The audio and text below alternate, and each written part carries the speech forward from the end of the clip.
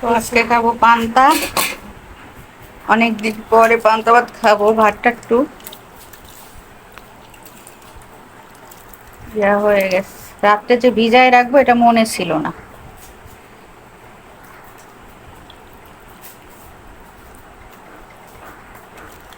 বৈশাখ মাসে পান্তা খাওয়া ভালো, খুব উপকার।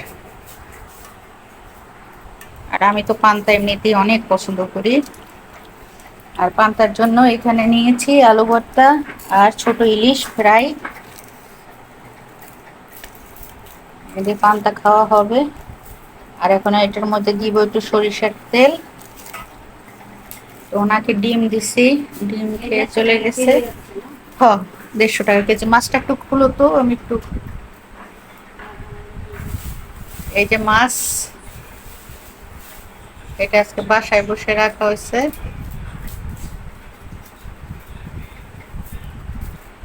এই যে ইলিশের ঝাটকা, পুলিশ ধরে না নিলে হয় আর কি।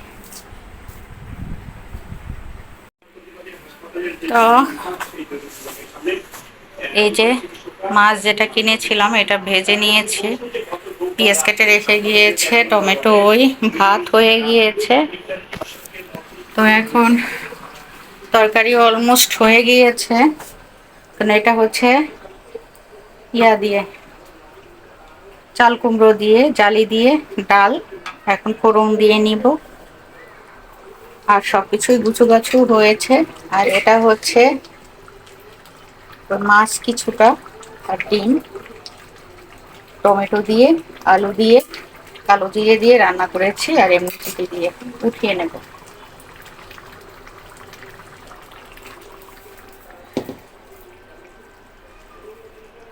এখন এটাকে টক বক করে ফুটিয়ে দেন হচ্ছে যে বাগার দিয়ে দিব।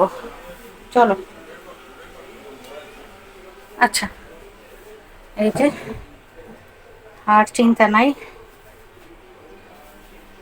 আজকে 37 ডিগ্রি, 37 ডিগ্রি ফিলস লাইক হচ্ছে যে 42 ডিগ্রি আর কি লেখা।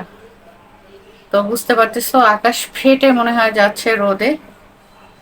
কিছু করার নাই, গোসল করে আসবো।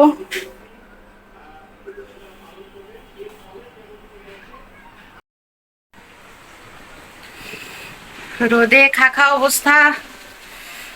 এবছরের শ্রেষ্ঠ রোদ এমনি 2-3 দিন ধরেই চলছে আর কি। তো তার মধ্যে রান্না বান্না করছি।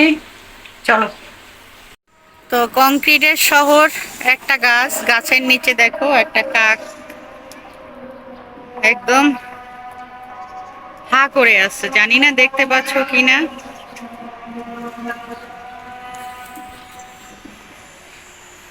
কাকটা হা করে আছে।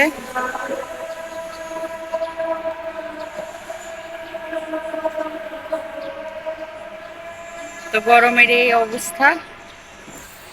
আর কংক্রিটের শহর, যান্ত্রিক শহর, এই যে দেখো।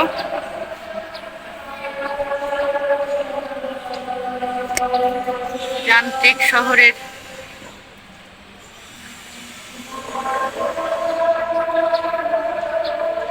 জীবন কতটা কষ্টের। এখানে এক ফোঁটা গাছ নাই, কিছুই নাই। দেখো অবস্থা। এর মধ্যে রোদ উঠলে এরকম, আর তাপমাত্রা এত থাকলে আমরা বাঁচবো কি করে বলো।